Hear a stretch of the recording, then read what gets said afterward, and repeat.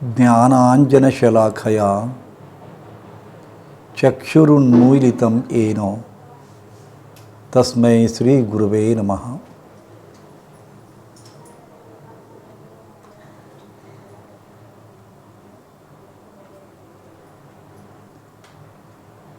ವಿಶ್ವದೊಳಗೆ ಗುರು, ತಂದೆ, ತಾಯಿ ಈ ಮೂವರು ಕಣ್ಣಿಗೆ ಕಾಣುವ ದೇವರುಗಳು ಅಂತಾರೆ. ಉಳ್ಕಿದ್ದು ಯಾವ ದೇವರು ಕಣ್ಣಿಗೆ ಕಾಣೋದಿಲ್ಲ.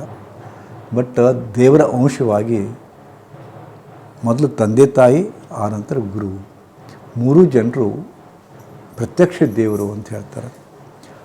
ಅದಕ್ಕೆ ಪ್ರತಿಯೊಂದು ಕಾರ್ಯದ ಮೊದಲು ಎಸ್ಪೆಷಲಿ ಜ್ಞಾನದ ಪಿಪಾಸುತನೇ ಇದ್ದವರು, ಜ್ಞಾನಾರ್ಜನೆಗಾಗಿ ಕೂತವರು ಗುರುವಿನ ಸ್ತೋತ್ರ ಮಾಡಬೇಕು ಅಂತ. ಅಂಥ ಗುರುವಿಗೆ ನನ್ನ ನಮನಗಳು ಅಂತಿಕೊಂಡು ನಾವು ಹೇಳ್ತೀವಿ. ನಿನ್ನೆ ನಿಮಗೆ ದೈಚಿ ಪ್ರೊಸೆಸ್ ಮಾಡಿಸಿದೆ. ದೈಚಿ ಕ್ರಿಯಾಯೋಗ ಅಂತಂತೀವಿ ನಾವು. ನಿಮ್ಗೆ ಗೊತ್ತಿರಲಿ, ನಮ್ಮ ಆಶ್ರಮದೊಳಗೆ ಭಾಳಷ್ಟು ವಿವಿಧ ಪ್ರಕಾರಗಳು ಧ್ಯಾನದ ಪ್ರಕಾರಗಳನ್ನು ಕಲಿಸ್ತೀವಿ ನಾವು. ಇಲ್ಲಿ ಎಲ್ಲೆಲ್ಲೂ ಕಲಿಸ್ಲಿಕ್ಕೆ ಆಗೋದಿಲ್ಲ ಈ ಥರದ್ದು. ಅನೇಕ ಪ್ರಕಾರದ ಧ್ಯಾನ ಹೇಳಿದ್ರೆ, ಸಂಯುಕ್ತ ಧ್ಯಾನ ಮಾಡಿಸಿದ್ದೀವಿ, ಭೂವ್ಯೋಮ ಧ್ಯಾನ ಮಾಡಿಸಿದ್ದೀವಿ. ಆನಂತರ ನಿಮಗೆ ಎಂಥದ್ದು ಅಶ್ವಿನಿ ಮುದ್ರಾ ಮತ್ತು ಇದರದ್ದು ಅದ್ರ ಮ್ಯಾಗ ಕಾನ್ಸಂಟ್ರೇಟ್ ಮಾಡಲಿಕ್ಕೆ ಹೇಳಿದ್ದೀವಿ. ಅನೇಕ ಧ್ಯಾನಗಳು.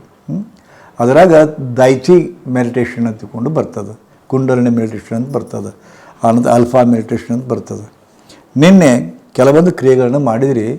ಅದು ಸ್ವಲ್ಪ ನಾನು ಸಮಯ, ಯಾಕಂದರೆ ನಿಮ್ಗೆ ಗೊತ್ತಿರಿ, ನಾವು ಯೋಗಮುಖಿ ನಮ್ಮ ಚಾನಲ್ನ ಮೂಲಕ ಈ ಎಲ್ಲ ನಿಮಗೇನು ಹೇಳ್ತೀವಿ ಇದು ಅವ್ರಿಗೆ ಮುಟ್ಟಿಸ್ತೀವಿ ನಮ್ಮ ಯೂಟ್ಯೂಬ್ ಸಾಧಕರಿಗೆ.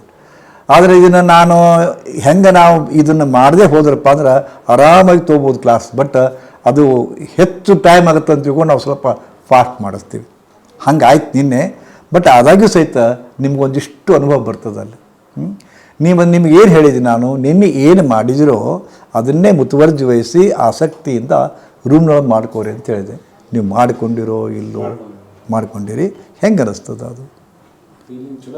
ಚಲೋ ಐತೆ. ಓಕೆ. ಈ ಫೀಲಿಂಗ್ ಚಲೋ ಐತಿ ಅಂತ ನಿಮ್ಮ ಬಾಯಿಂದ ಬಂದ್ರಪ್ಪ ಅಲ್ಲಿ ಏನು ಚಮತ್ಕಾರ ಆಗ್ತದೆ? ಅದು ಏನು ಚಮತ್ಕಾರ ಆಗ್ತದೆ? ನಮ್ಮ ಜೀವನದ ಒಂದು ಸತ್ಯ ದರ್ಶನ. ನಮ್ಗೆ ಏನೆಲ್ಲ ನಮ್ಗೆ ಒತ್ತಡಗಳದಾವು ಆ ಒಂದು ನಿವಾರಣೆ ಮಾಡ್ಕೊಳ್ಳಿಕ್ಕೆ ನಮ್ಮ ಹತ್ರನ ಗುರೂಜಿ ಅವರು ನಿಮ್ಮ ಹೇಳಿದಂಥ ಇದನ್ನು ಕೇಳ್ಕೊಂಡು ಅದನ್ನು ಪ್ರಯೋಗ ಮಾಡಿಕೊಂಡಾಗ ಮನಸ್ಸಿಗೆ ಒಂದು ಸ್ವಲ್ಪ ರಿಲ್ಯಾಕ್ಸ್ ಅಂತ. ಒಂದು ಕಹಾವತ್ತು ಬರ್ತದೆ, ಒಂದು ವ್ಯಾಖ್ಯಾನ. ಏನು?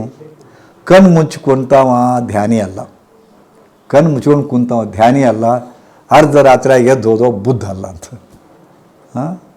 ಬುದ್ಧ ಭಗವಾನ ರಾತ್ರಿ ಅವಾಗೇನೋ ಒಟ್ಟು ಯಾಕೆ ಎದ್ದು ಹೋದ್ರೂ ಗೊತ್ತಿಲ್ಲ. ಅದಕ್ಕೆ ಅನೇಕ ಕಾರಣಗಳು. ಅರ್ಧ ರಾತ್ರಿಯಲ್ಲಿ ಎದ್ದು ಹೋದವರೆಲ್ಲ ಬುದ್ಧರಾದಾರೆ ಅಂತ ಹೇಳ್ತಾರಲ್ಲ. ಅವಾಗ ಒಂದು ಜಗತ್ತಿಗೆ ಒಬ್ಬ ಗುರು ಬೇಕಾಗಿತ್ತು. ಪರಮಾತ್ಮ ಅವನನ್ನು ಗುರು ಸ್ವರೂಪದೊಳಗೆ ಜಗತ್ತಿಗೆ ಕೊಟ್ಟ. ನಮ್ಮ ದೇಶದೊಳಗೆ ಹಿಂದೂ ಧರ್ಮದ ನಂತರ ಬುದ್ಧ ಧರ್ಮ ಹೆಚ್ಚು ಪ್ರಕಾಂಡವಾಗಿ ಬೆಳೆದದು. ಹಾಗೆ ನೋಡಿದ್ರೆ ಕ್ರಿಶ್ಚಿಯಾನಿಟಿ ಇಡೀ ವರ್ಲ್ಡ್ ವೈಡ್ ಅದ, ಆ ಮತ್ತು ಬೇರೆ. ಬಟ್ ನಮ್ಮ ಈ ಏಷ್ಯಾ ಖಂಡಕ್ಕೆ ಸಂಬಂಧಿಸಿದಂತೆ ಬುದ್ಧ ಧರ್ಮ, ಜೈನ ಧರ್ಮ ಎಲ್ಲ ಬೆಳೆದಾವು. ಸೊ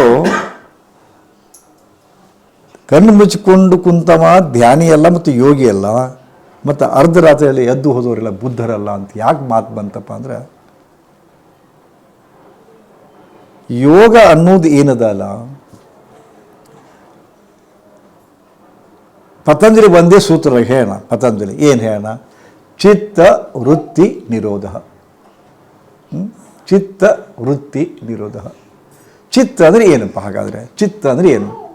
ಅದಕ್ಕೆ ಅಂತಃಕರಣ ಚತುಷ್ಟಯ ಅಂತ ತಿಳ್ಕೊಂಡು ಬರ್ತದೆ ಯೋಗದೊಳಗೆ. ಅಂತಃಕರಣ ಚತುಷ್ಟಯ ಅಂತ ತಿಳ್ಕೊಂಡು